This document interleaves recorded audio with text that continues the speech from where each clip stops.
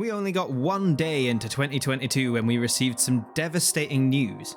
News that some may have expected, but it still hit hard. News that an absolute legend of Rocket League announced his retirement. And when it comes to legends, there are very few, if any, that are bigger than this one. Nowadays, when people discuss who the best Rocket League player in the world is, you could ask 10 people and you'd get 10 different answers. You get Justin, Joria's, First Killer, Monkey Moon, the list goes on. And it's an often debated topic among the Rocket League esports fanbase. However, back when I started playing the game, if you asked 100 people, maybe even 1,000 people who the best player in the game was, you would only get one name. And that name was Kronovi. Still scoreless. The ball has spent a good 10 seconds in the iBuyPower box. It doesn't matter. Oh Kronovi gonna carry this over everybody and put it in. This is why they are considered the best team in American companies. He tries to drop it in. What a play from Kronovi. Throwing some spin-a-roonies on that one, really. Look at this 360 no-scope coming out in with a nose. For himself, he's got that one up high. Kronovi is in the end, taps it down. We have a one-goal game. Talked about earlier how he does it. Kronovi gets the game winner. It's Kronovi. It's going to be 2v1, and Kronovi will score the opening goal of the series. Now, I first heard of Kronovi through the Rocket League subreddit, surprise, surprise.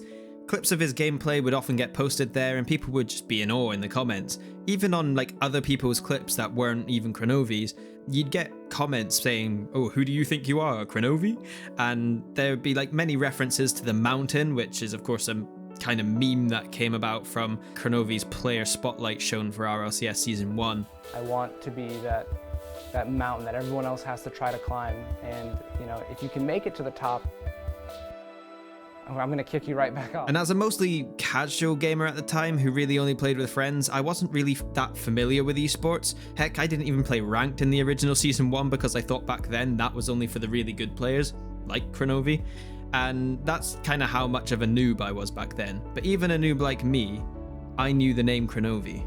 But still, it took me a good while before I actually decided to really get into Rocket League properly and then really start to grind it out. But the reason that I did was all because of Kro. I first got the game back in November 2015, but it wasn't until about summer 2017 when things changed for me. And the thing that did change for me was a series of videos that Kronovi started to upload on his YouTube channel. I'm not really sure how I even came across these videos now, whether I had actually been looking up Kronovi's channel on my own or if I'd been recommended them by the YouTube algorithm, but whatever it was, I am so glad that I found it because I wouldn't be here making this video or any of my other videos without it.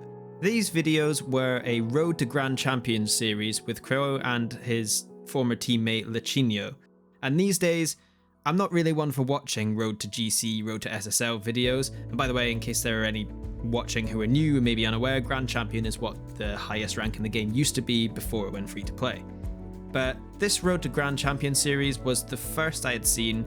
It felt kind of unique to me, and the difference that I found with this one compared to some of the others that I've seen since is just the chemistry that they had and the entertainment value that Kro and Lechinho were able to provide. I would count down the days until the next episode of the Road to GC series. I'm not even sure if there was a set schedule for these videos. I just always wanted to make sure I was seeing the next one. So after a week would pass, I'd check multiple times a day for the next episode. And the series just inspired me so much. I watched some of the things that they were doing and I would think to myself, one day I'm going to be able to do things like that. Here we are almost 5 years later, and I still think I'm still waiting for the day that I'm able to do some of the things that they were doing, but regardless, the joy that these two had for the game was infectious, and it just kick-started the grind for me. I started watching Kronovi's tutorials, practicing training packs, until I just started making my way up through the ranks. And of course, watching these videos on Kronovi's channel just made me desire to see more of him, so I started watching his streams, which were usually on quite late for me due to different time zones, but I'd just stay up a bit later and watch as much as I could, enjoy hanging out in chat, and that's kind of what got me into esports. I started to learn more about the pro scene via his streams and in his chat, where he would talk about the RLCS, etc. And I'd only just missed out on RLCS Season 3 as it had kind of just reached its conclusion, so I wanted to find out a little bit more about it, so watched some old competitions and some show matches on YouTube, and after a little while, I found out about a young Scottish lad called Scrub Killer who was not yet old enough to play in the RLCS, but was regarded as one of, if not the best 1v1 player in the world. So I started checking out his streams as well and found out that he was playing in the Supernova Invitational, which was a charity competition, and that was my first taste of esports. And from that point on, I was fully invested in Rocket League esports. I think it was just a week later that the Universal Open started, which my new idol Kronovi would feature in. So I of course tuned in to enjoy watching some 2v2 action, and it was great. There were some absolutely brilliant moments in this competition.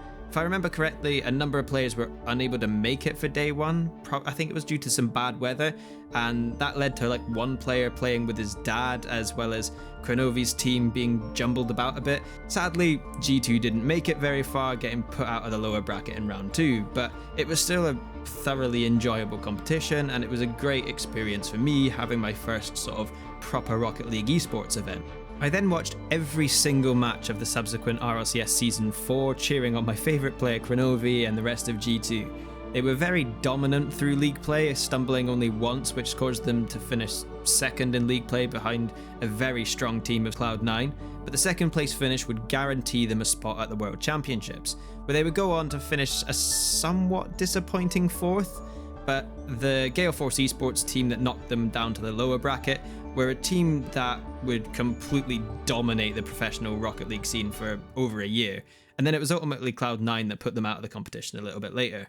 But fast forward just a few weeks and there was another chance for G2 to win a major competition, the 2017 E-League Cup. And this was on while I was on holiday in Tenerife with my wife, but whenever I could, I'd get the iPad out, fire up the E-League stream and see how the boys were doing, which, to my great joy and excitement, they got their revenge on Gale Force Esports with a Game 7 win in the finals to take the E-League Cup. So I was absolutely chuffed to bits to see my favourite player win something live. Sadly, that would be the last major tournament that Kronovi would go on to win, and after a year or so of difficult results and performances, G2 and Kronovi eventually parted ways, and I could be wrong on this, but I believe at the time it was the longest standing roster in Rocket League, so it was a pretty heavy hitting change to the scene, and it upset quite a lot of people, including myself. Kronovi then moved on to Rogue, who were unable to really get a consistency that resulted in many roster changes that rarely worked out, and a lot of people would end up saying that Kronovi was the weak link in the team, but I was never really convinced of that, but then I was probably just being a bit of a fanboy. Eventually, Kronovi parted ways with Rogue too, and then he would take a little bit of a break from the scene for a while.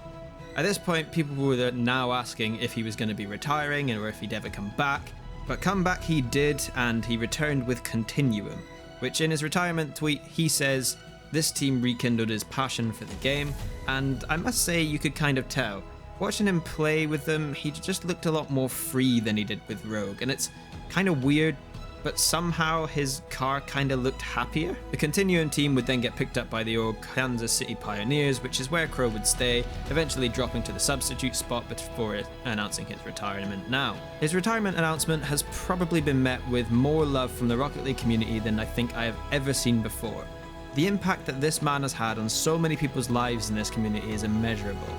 So many professional players of today are there because of Kronovi's inspiration. And myself too. Although I'm absolutely nowhere near that level, probably not even the level that Kronovi was back when I watched him in 2017, he still inspired me to be a better player and ignited my love for this silly little cardboard game that I've since poured over 4,000 hours into. So I think I speak on behalf of many, many people in the Rocket League community when I just say to you, Cameron Kronovi Bills, a heartfelt thank you for giving me something special that I couldn't even imagine what life would be without. Without you, this channel would not exist, my love and passion for Rocket League would not exist, my love for gaming in general might not even exist, and all the memories that you've given me and all the memories I've given myself through this game are all really down to you. I really look forward to seeing what next comes for Kronovi, and whatever that is, I'm sure he's going to be brilliant at it. But in the meantime, what's been your favourite Kronovi moment? Let me know down in the comments. And thank you very much for watching, and until next time,